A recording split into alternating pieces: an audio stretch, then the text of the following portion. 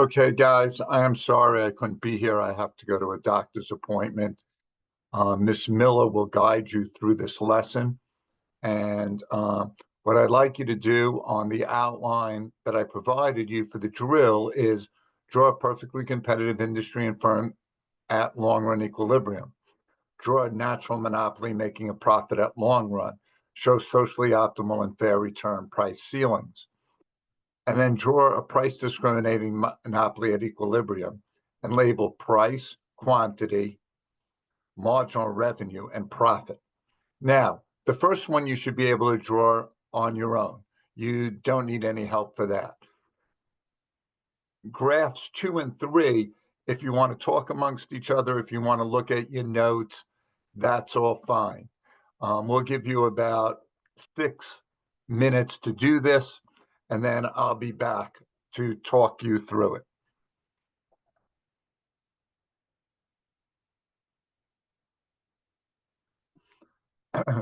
Okay, guys, I'm back, and in the industry, I use numbers if you use P and Q. One of the big things here is the dotted line to show that the firm is a price taker. Please take note that industry and firm are underneath. Zero economic profits, MC through AT. I couldn't fit Mr. Darp in, but it's marginal revenue equals demand equals AR, which is average revenue equals price. As we've looked at the monopoly quiz, if you remember, there was a couple of times knowing DARP for a monopoly is key to answering multiple choice questions. The same will be for Mr. DARP. All right, the second one is a natural monopoly. Now, we've talked in the monopolies about a natural monopoly has to have a downward sloping ATC. Now, sometimes it is hard to see the downward sloping ATC there, but it's the blue line. And if ATC is downward sloping, MC has to be below the ATC, okay?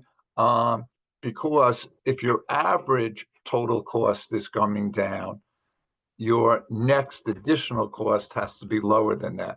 So notice the red line is below ATC, okay? Now, PM and QM is where the monopolies would like to price their self. That's like unregulated monopolies being PM and QM, okay? And then government sometimes does 2 types of price controls. The first one we'll look at is fair return, and that's ATC crossing demand, which would be fair return. That is zero or normal economic profit. Remember, normal economic profit is zero economic profit, and that's a price ceiling like PFR, all right? And then the last one is the socially optimal, and that would be QS, where MC crosses demand. Basilius, what is wrong or what is a problem if government takes socially optimal price ceiling?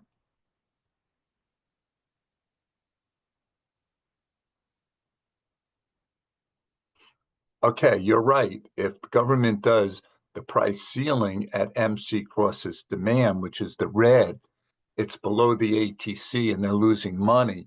So government would have to subsidize. And then the last one is price discrimination. Okay, let's remember before we even talk about the graph, zero deadweight loss because we're producing, because demand, now we get Mr. DARP in price discrimination. MR folds into demand and we get Mr. DARP again. So we're going to produce where MC equals MR. All right. So we have no deadweight loss and zero consumer surplus. Okay. Where MC equals MR would be quantity. Notice the quantity in price discrimination is greater than a quantity in a monopoly. The big thing is the profit box. The profit box is huge. It's actually where consumer surplus would be, but that is the big profit box. You will also notice that there are no prices because each person is paying a different price in price discrimination. All right. So those are the three graphs. Just remember, we're in the holy presence of God, in the name of the Father, the Son, and the Holy Spirit. Dear God, thank you for a wonderful day.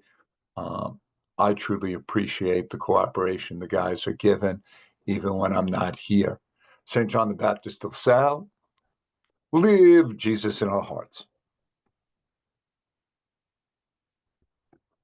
Okay. Just to go over, well, the questions are due on chapter 16. Friday is redos for chapter 15, and after school test corrections are needed for both the redo before and after school. The multiple choice test will be Wednesday, and then Thursday's the FRQ. I will go over your homework where we usually do on Thursday. I will go over it Friday when I'm in class. All right, here is the test breakdown. If you look in today's outline, it is on the last page, so you don't have to copy it down. There'll be 7 questions about cost. That would be like total cost equals, fixed cost and variable cost, knowing accounting and economic profit, being able to fill out tables like we did on the last practice quiz, on the last Monopoly quiz with fixed cost and variable cost. That's chapter 13. There'll be 5 questions on monopolistic competition, which is chapter 17.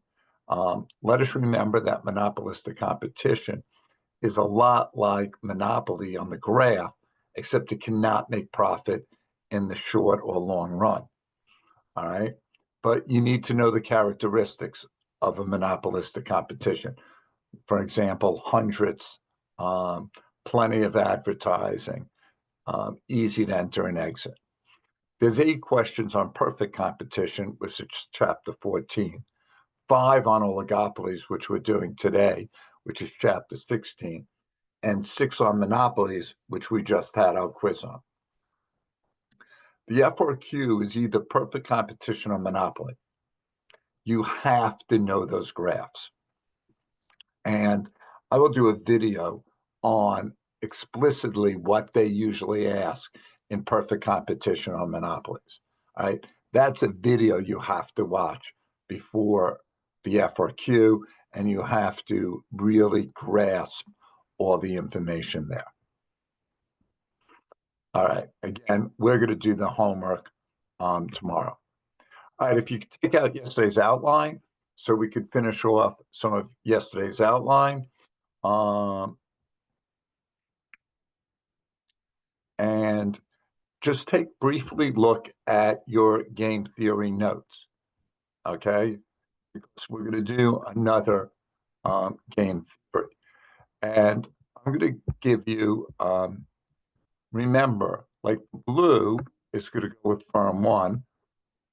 I told you I like to, and whatever reason, this marker sometimes, I like to put a little box, and excuse my penmanship here on the computer. I'm going to put a little box around what goes with firm 1.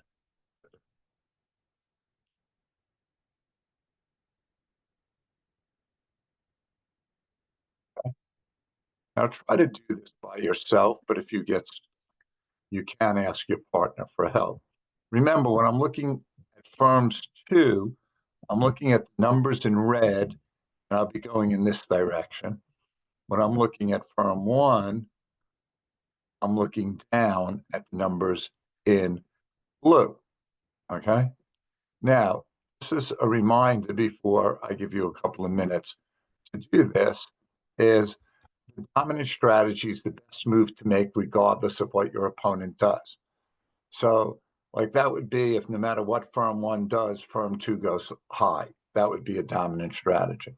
So I want you to see, Which firm, if either firm has a dominant strategy, what is it? And do they have Nash's equilibrium? Okay. All right. Miss Miller will give you 2 or 3 minutes and she'll shut this off, and then we'll come back and look at the answer.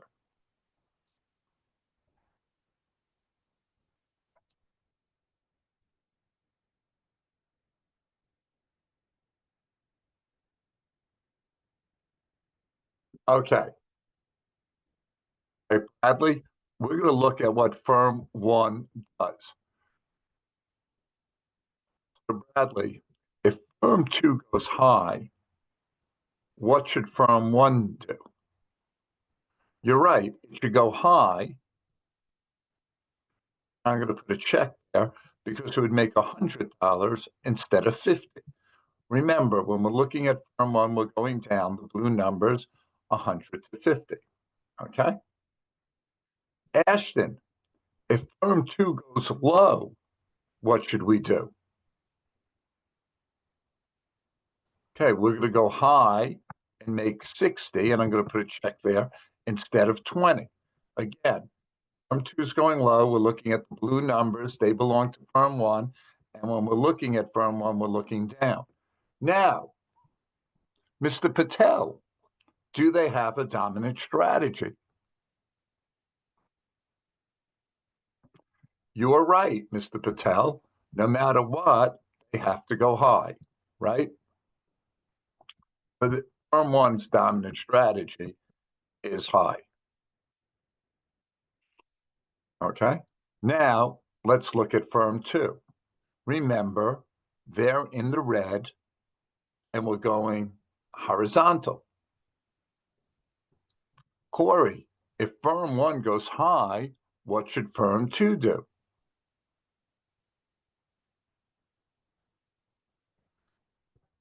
Okay. They could either go high and make 50 or low and make 90. They're going to go low and make 90. All right. Hudson, what should firm two do if firm one goes low?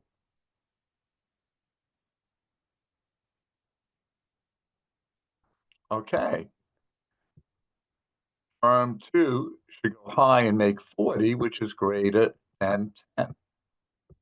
Now, if we look at firm two, they go low for one thing, high for another. They do not have a dominant strategy. So no dominant strategy for firm two. If you remember from yesterday, we said if you had a check and an X in a box, that was Nash's equilibrium. All Nash's equilibrium means is there's no incentive to cheat. What do I mean by that? I mean, if either firm switches their strategy, they will make less money. All right. So, example, instead of going high, if firm one goes low and firm two stays low, firm one makes 20 instead of 60. There's no reason for them to change strategy. All right.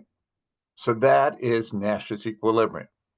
So what did we end up with? Dominant strategy for firm one, no dominant strategy for firm two, and then Nash's equilibrium there. All right. I'm going to give you a minute or two to talk to your partner in case you have any questions, and maybe you could help each other figure it out.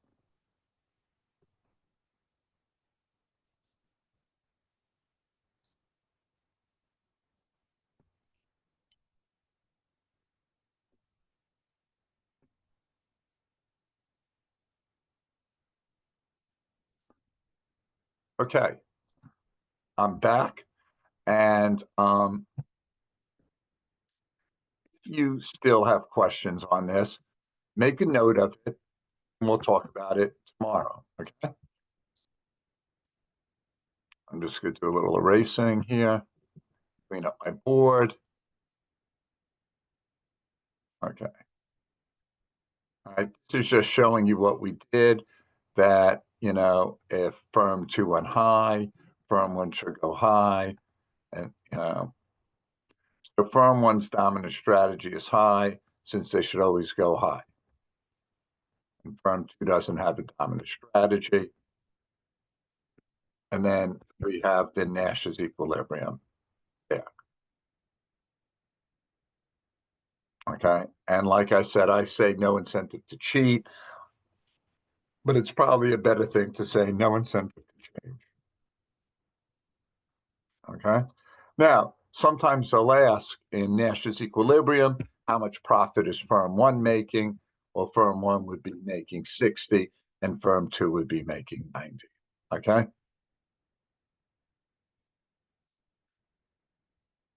Okay. All right. We've got another one here. It's firm one and firm two. Again, I put a box around the blue numbers. Let's see, can we find a dominant strategy and a Nash's equilibrium here? Okay, I'll give you a minute to go at it.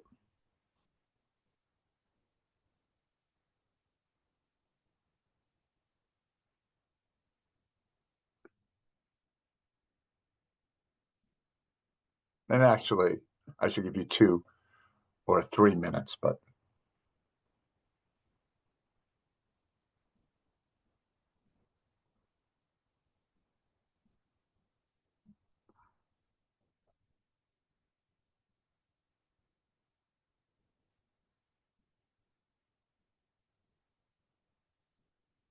okay, I'm back. All right, let's diagnose this.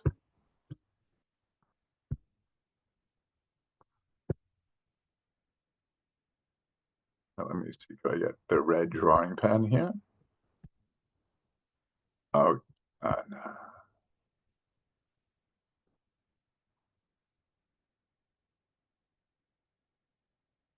I'm having trouble getting the pen. For some reason, it's just coming out as an eraser.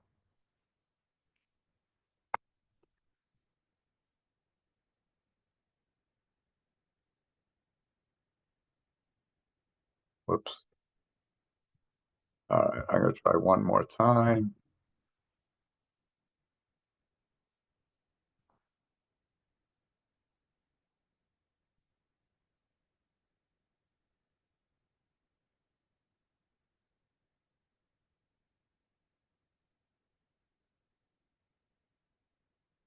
All right. The pen's not working, but we're going to go this way. If firm two goes high, remember, if I'm looking at firm one, I am going to be going straight down. All right. So firm two goes high. Firm one could go high and make 90 or low and make 80. Going to put a check in the high box.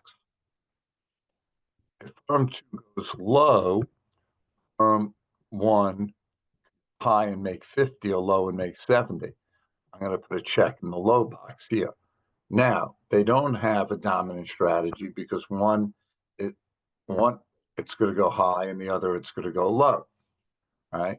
Now, if I'm looking at firm two, I'm going to look across at the red numbers. If firm one goes high, firm two could go high and make 40 or low and make 60. It's going to go low and make 60. I'm going to put an X in that box. If firm one goes low, it can make 70 or it can make 80. It's going to make 80. I'm going to put an X there.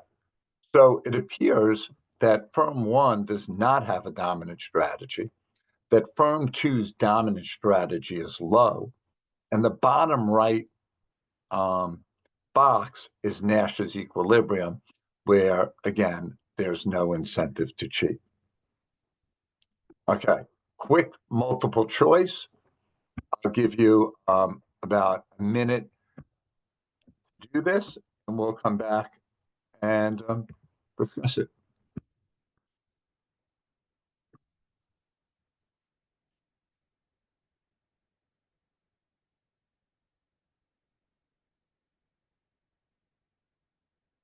Okay, let's look at this. All right.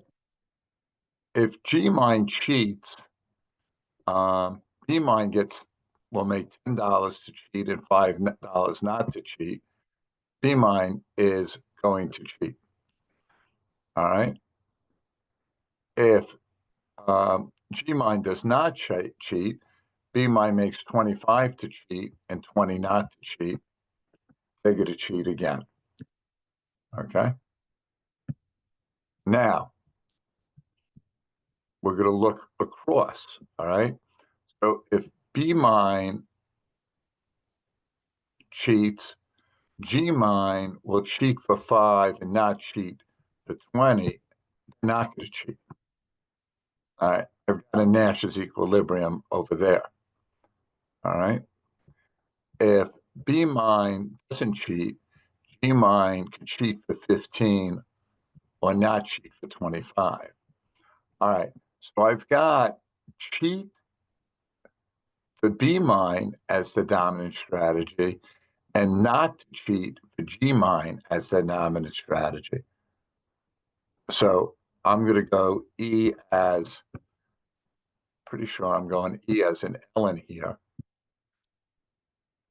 Okay. All right. I'd like to walk through that one again because there was a lot there.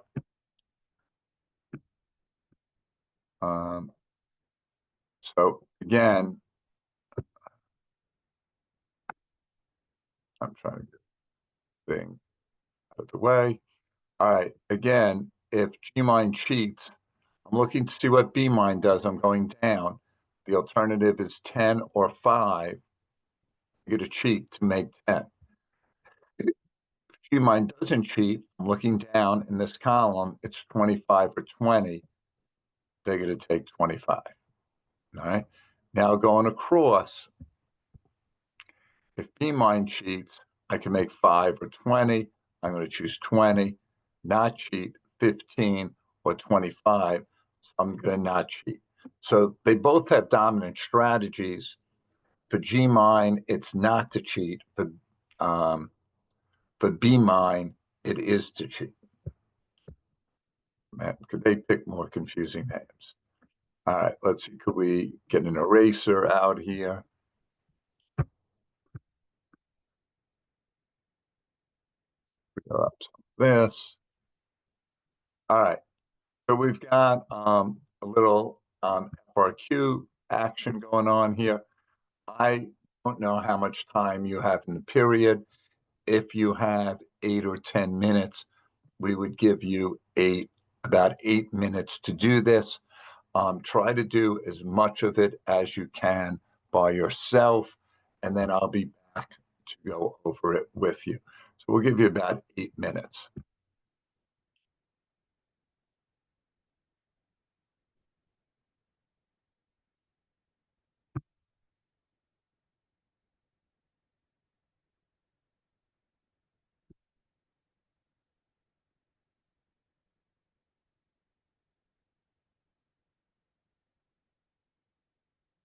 Okay. All right, we're back. Roadway, I'm going to go back because I think I've got the pen back, and I'm going to draw the box around roadways.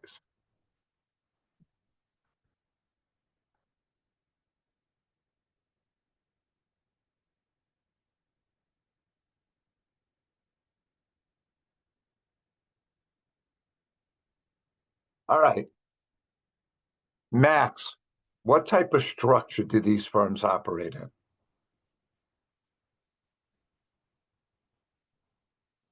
If you said oligopoly, that is a good answer. It is an oligopoly. You could tell because there's 2 companies. Remember, oligopolies are 2 to 10.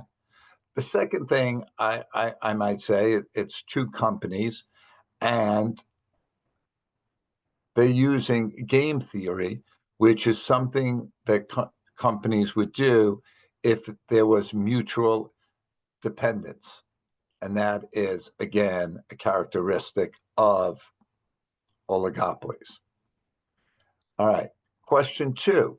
If roadway chooses an early departure, which departure time is better for Rankin Wheels? Well, if a roadway says early departure, Rankin Wheels could either make 900 or 850. I think they would choose 900. So that would be the answer. They don't say explain there, but if they did, I would use the numbers. If Rankin Wheels goes early and roadway goes early, Rankin Wheels makes 900. And if Rankin Wheels goes late, they only make 850. Identify the dominant strategy for roadway. All right. Now remember, when we're looking for roadway, we're looking down. Okay. So early, 1,000. Early, late, 750. I'm going to go early. Now, if Rankin Wheels goes late, roadway could go early and make 950 or late and make 700. They're going to go early. So I would say the dominant strategy is early. Okay. Now, is choosing an early departure a dominant strategy for Rankin Wheels? Remember, with Rankin Wheels, we're looking at the unboxed numbers going that way. Way goes early. We did this. Rankin Wheels is going to go early and make 900 over 850. If roadway goes late, Rankin Wheels is going to make 650 for early, late 800. Okay. The answer there is no dominant strategy because, and I would again use the numbers. If roadway goes early, Rankin Wheels makes 900 compared to 850 by going early. And if roadway goes late, Rankin Wheels makes 800 going late compared to 650 going early. If both firms know all the information in the payoff, okay. Now, Rankin Wheels, no matter what, is going early. If we know Rankin Wheels is going early because that's their dominant strategy, then we also know, if roadway, my bad, if roadway is going early because that's their dominant strategy, what does Rankin Wheels have to do? They have to go early too to make their $900.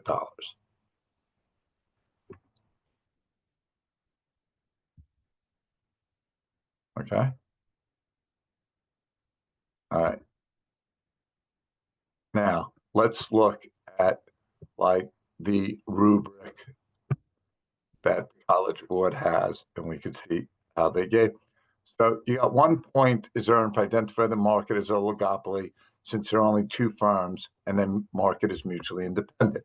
That was A, and we talked about A. All right. I'm going to just clean this up for you.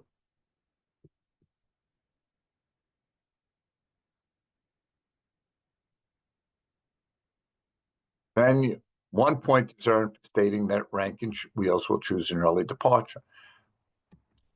Okay. And we looked at that. Identify the dominant strategy. You got 1 point earned for stating that roadway's dominant strategy is an early departure. Now for D, they gave you 2 points. They gave you 1 point for saying there's no dominant strategy, and 1 point is earned for reasoning that if roadway chooses a late departure, Rankin Wheels is better off choosing a late departure. All right.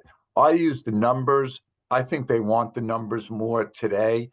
This is a 2007 FRQ. Anytime they give you numbers, I would use the numbers to justify. And then if both firms know all the information, 1 point is earned for identifying Rankin. Because again, we know roadway had a dominant strategy of early. If roadway goes early, it makes sure Rankin Wheels. All right. Right now, fill out your sheets. If you have anything on the feedback sheets that please put any questions, and you could be specific to some of the things that we did, but you didn't understand, and I'll answer them for you tomorrow. Thanks again for your cooperation. Thank you, Miss Miller, for watching. Have a great day.